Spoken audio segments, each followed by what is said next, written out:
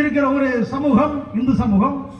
இந்து சமூகத்தில் நின்று கொண்டு நீங்கள் சமத்துவம் பேசினால், சுதந்திரம் பேசினால், அல்லது மனித உரிமைகளை பேசினால், நீதி ஒரே மாதிரி வேண்டும் என்று கேட்டால், இந்துக்கள் எவனாக இருந்தாலும் உன்னை விட நான் உயர்ந்தவன் என்று மனதில் நினைத்துக் கொண்டிருக்கிறவன் உள்ளுக்குள்ளே சிரித்துக் கொண்டு நம்மளை ஏளனமாக பார்க்கிற நிலைதான் இந்து சமூகம். இந்த இந்து சமூகத்தை சமநிலைப்படுத்துவதற்கு உருவாக்கப்பட்ட அரசமைப்பு சட்டத்தை பயன்படுத்தி இன்றைக்கு வெளியிலே வந்திருக்கின்ற ஏழை எளிய மக்களாக இருந்தாலும், பெண்களாக இருந்தாலும், அல்லது மத சிறுபான்மையினராக இருந்தாலும், சீக்கியராக இருந்தாலும், இஸ்லாமியராக இருந்தாலும், கிறிஸ்தவனாக இருந்தாலும், ஜெயினாக இருந்தாலும், அல்லது யாராக இருந்தாலும் இன்றைக்கு பார்ப்பன சங்கர மடத்தை பார்த்து கேள்வி கேட்கவோ, RSS தலைவர் மோகன் பகவத்தை பார்த்து என்னடா சொல்லுகிற நீ என்று கேட்கவோ துணிச்சல் வந்திருக்கிறது என்று சொன்னால் இந்த அரசமைப்பு சட்டம் தந்திருக்கின்ற உங்களுக்கான அடிப்படை உரிமை. இந்த உரிமையை எப்படியாவது சீர்குலைத்து மீண்டும் ஆதிக்கத்தை நிலைநாட்ட வேண்டும் என்று பார்ப்பனர்கள் மனப்பால் குடித்துக் கொண்டிருக்கிறார்கள். இந்தியாவிலே பல வெளிநாட்டு சக்திகள் ஆட்சிக்கு வந்ததற்கு அடிப்படை காரணமே இங்க இருக்கின்ற பட்டியல் சாதி மக்கள் தான். ஏனென்றால் இவர்கள் ஒடுக்கும் பொழுது ஒடுக்குகிறவனை எதிர்ப்பதற்கு ஆயுதம் இல்லாமல் அல்லது வாய்ப்பு இல்லாமல் பதுங்கி இருந்த அமைதியாக இருந்த மக்கள் இவர்கள் அடிமைப்பட்டதே கிடையாது. இவர்களை அடிமை என்று அவர்கள் சொல்லிக் கொண்டிருக்கிறார்கள். ஆனால் இவர்கள் என்றுமே அடிமையாக இருந்ததே இல்லை. இன்றைக்கும் ஒரு பிரச்சனையை பொது பிரச்சனையாக மாற்றுவதற்கு அல்லது பிரச்சனையில் இருக்கக்கூடிய பலகீனங்களை எதிர்த்து பேசுவதற்கு அல்லது அதில் இருக்கக்கூடிய ஆதிக்கங்களை உடைப்பதற்கு மிக சாதாரணமாக டீ கடையிலே ரிக்ஷா தூக்குகிறவர்கள், மூட்டை சுமப்பவர்கள் அல்லது சாதாரண மனிதர்கள் அந்த பிரச்சனைகளை எதிர்த்து பேசிட்டு விடுவார்கள். அவர்கள் யார்? பட்டியல் சாதிக்காரர்கள் தான். இந்தியா முழுவதும் இப்படித்தான் பட்டியல் சாதிக்காரர்கள் இருக்கிறார்கள். வேண்டுமென்றால் பிறர் நினைத்துக் கொள்ளலாம் இவர்கள் அடிமையாக வாழ்ந்தார்கள், 2000 காலத்து அடிமை, 3000 காலத்து அடிமை என்று சொல்கிறார்கள். ஆனால் தமிழக வரலாற்றின் படி 1700க்கு பின்னால் தான் சாதி இங்கே நிலை பெற்றிருக்கிறது. அதற்கு முன்னாலே சாதி நிலை பெறவில்லை. அதற்கான எந்த தடயங்களும் இல்லை. பொல்பொருள் ஆய்விலே எந்த நிறுவனங்களும் இல்லை. இவர்களுடைய ஆவணங்கள் படி நிறுவனங்கள் இல்லை. தமிழ் இலக்கியங்கள் சாதியை பேசவில்லை. தமிழிலே தோன்றிய எந்த மகானும் சாதியை பற்றி பேசவில்லை. எந்த மகானும் சாதி ஒழிப்பை பற்றி பேசவில்லை. ஆனால் 1700க்கு பின்னாலே திருமலை நாயக்கர் ஆட்சிக்கு பின்னால் தான் இந்த நாட்டிலே சாதி என்பதே நிலை பெற்றிருக்கிறது. சேரி இருந்தது என்று சொன்னால் சேரி சின்ன சேரி அல்ல, தேரி ஆதிக்கம் மிகுந்த சேரி.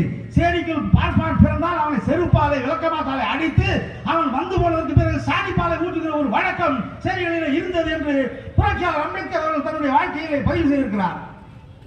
இப்படி புரட்சிகரமாக வீரர்களாக எதிர் புரட்சியாளர்களாக பிரச்சனைகளை கையாளுவதிலே வேகமிக்கவர்களாக வாழ்ந்த ஒரு சமூகத்தை அடிமை அடிமை அடிமை என்று சொல்லி உரிமை அளிக்கப்படுகிறது. ஏதோ கண்ணை மூடிக்கொண்டு ஆதிக்கம் செலுத்தினால் இவர்கள் அடங்கி விடுவார்கள் என்று மனப்பால் குடித்தவர்களுக்கு தந்தை பெரியாருக்கு பின்னாலே நின்றது யார்? இன்னும் சொல்ல போனால் கருணாநிதியையே முதலமைச்சர் ஆக்கியது சத்தியவாணி முத்து என்கின்ற ஒரு வரலாறு இருக்கிறது என்பதையும் யாரும் மறந்து விடாதீர்கள். கலைஞருக்கு வாய்ப்பு எப்படி எம்ஜிஆர் எதிர்த்து கிடைத்தது? அல்லது நெடுஞ்செழியனை போன்ற பல்வேறு சாதி உயர்வு பேசிக் கொண்டிருக்கிறவர்கள் மத்தியிலே மிக சாதாரண எளிய குடும்பத்திலே பிறந்த கருணாநிதிக்கு எப்படி முதலமைச்சராகும் வாய்ப்பு கிடைத்தது என்று சொன்னால் அன்றைக்கு திராவிட முன்னேற்ற கழகத்தில் இருந்த பட்டியலிருந்த மக்கள் தான் காரணம். அதற்கு பட்டியலிருந்த தலைவர்கள் தான் காரணம். அதற்கு சொல்லக்கூடிய தலைவர் என்று சொன்னால் இளம்பருதியினுடைய அப்பா பருதி இளம்பருதியாக இருக்கலாம் அல்லது அம்மையார் சத்தியவாணி முத்தாக இருக்கலாம். வேறு யாரும் இவர்களை முதலமைச்சராக்கவில்லை.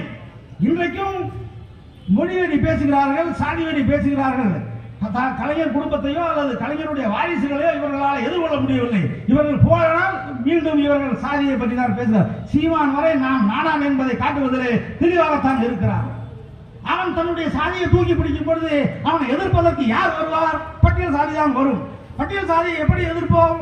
படிப்படியாக எதிர்ப்போம், ஜனநாயக ரீதியாக எதிர்ப்போம். உன்னுடைய தலைமையை நிறுவதற்கு முன்னாலே உன்னை உடைத்து விடுவோம் என்பதுதான் வரலாறு. இங்கே பல தலைவர்கள் அதுபோல் வீழ்ந்திருக்கிறார்கள். தலைவர் வைகோவாக இருந்தாலும் அல்லது அதற்கு பின்னாலே வந்த கிருஷ்ணசாமியாக இருந்தாலும் அல்லது ஜான் பாண்டியனாக இருந்தாலும் ஏன் திருமாவளவனை போல தன்னுடைய தலைமையை நிலைநிறுத்திக் கொள்ள முடியவில்லை என்று சொன்னால் அவர்கள் இருக்கிற அந்த சாதிதான், சாதி பற்று, வெறுப்பு பிரச்சாரம் என்றைக்கும் உன்னை வீழ்த்தும், உன்னுடைய தலைமையை ஆளுமையில வைத்திருக்காது என்பதற்கு தலைவர் திருமாவளவன் அவர்கள் மிகப்பெரிய எடுத்துக்காட்டு. வெறுப்பு பிரச்சாரம் செய்தால் நீ வீழ்த்தப்படுவாய், பிரிவினைவான பேசினால் நீ வீழ்த்தப்படுவாய், தன்முனைப்பு அதாவது சொந்த பெருமை பேசினாலும் நீ வீழ்த்தப்படுவாய், வெறுப்பு பேசினாலும் பெருமை பேசினாலும் நீ வீழ்த்தப்படுவாய் என்பதற்கு தமிழ்நாட்டில் எண்ணற்ற தலைவர்கள் இருக்கிறார்கள். வைகோவில் இருந்து இன்று இருக்கிற சரத்குமார் யாராக இருந்தாலும் சீமானும் அப்படித்தான் வீழ போகிறார் என்று நான் நினைக்கிறேன். ஆகவே தோழர்களே, மதச்சார்பின்மையை பற்றி பேசும்போது இந்தியா மதச்சார்பின்மை அல்லாத ஒரு நாடாக இருந்தது. இங்கே இந்து மதத்திலே சகோதரத்துவம் இல்லை, அதனாலே இங்கே ஏற்றுக்கொள்ள முடியாது. இங்க இருக்கக்கூடிய மதங்களுக்கு இஸ்லாமியர்களாக இருந்தாலும் அல்லது கிறிஸ்தவர்களாக இருந்தாலும் சீக்கியர்களாக இருந்தாலும் அல்லது ஜைன பௌத்த மதத்தை சார்ந்தவர்களாக இருந்தாலும் அவர்கள் மத்தியிலே இருக்கக்கூடிய அந்த வர்ண பேதம் என்பது இல்லை. அதற்குள்ளே பார்ப்பனர்கள் ஊடுருவி எப்படியாவது வர்ண பேதத்தை உருவாக்க சற்றப்ப 300 ஆண்டுகளுக்கு மேலாக முயற்சி செய்கிறார்கள். அவர்களால் வெற்றி பெற முடியவில்லை. எனவே இந்த நாட்டை மதசார்பின்மை நாடாக என்றும் காப்போம் என்று சொல்வோம். அதுபோலவே புத்த கயாவில் இருக்கக்கூடிய பௌத்த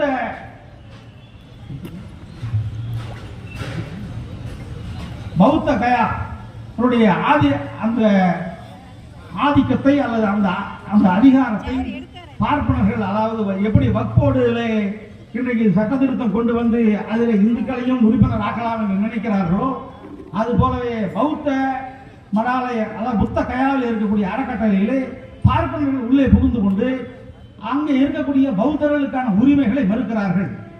எனவே அதை பௌத்தர்களிடம் ஒப்படைக்க வேண்டும் என்று கடந்த பல மாதங்களாக அங்கே இருக்கக்கூடிய புத்த துறவிகள் உண்ணாவிரதம் இருக்கிறார்கள். அதன் அடிப்படையிலே அதை ஒரு சமதர்மம் உள்ள அவர்களிடத்தில் ஒப்படைக்க வேண்டும் என்று அந்த மாநாட்டில் ஒரு தீர்மானம் வந்தது.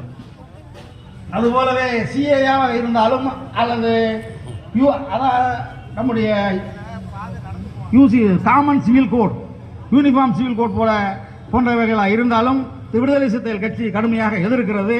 அதை கொண்டு வரக்கூடாது. அதுபோலவே இடஒதுக்கீடு என்பதை கிறிஸ்தவர்களுக்காக இருந்தாலும் இஸ்லாமியர்களுக்காக இருந்தாலும் தலித் மக்கள் மாறி இருந்தாலோ அல்லது இஸ்லாமியருக்கு மாறி இருக்கக்கூடிய கிறிஸ்தவர்களுக்கோ தலித்துகளுக்கு எல்லா இடங்களிலும் இடஒதுக்கீடு தர வேண்டும் என்றும் அந்த மத சார்பின் பேரணியிலே ஒரு தீர்மானம் நிறைவேற்றப்பட்டிருக்கிறது.